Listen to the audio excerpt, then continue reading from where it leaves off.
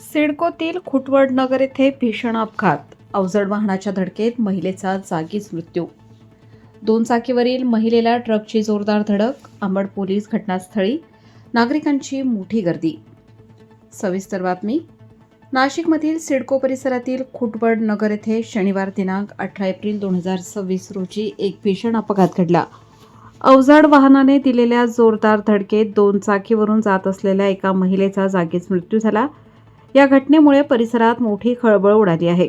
प्राथमिक माहितीनुसार संबंधित महिला आपल्या दोन चाकीवरून जात असताना अचानक आलेल्या अवजड वाहनाने तिला जोरदार धडक दिली. धडक इतकी भीषण होती की महिलेचा घटनास्थळीच मृत्यू झाला.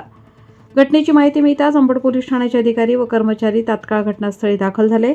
त्यांनी पंचनामा करून पुढील कारवाई सुरू केली आहे. दरम्यान अपघाताची माहिती मिळताच परिसरातील नागरिकांनी मोठ्या संख्येने घटनास्थळी गर्दी केली होती.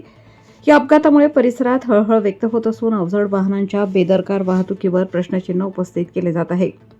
पोलिसांकडून पुढील तपास सुरू आहे.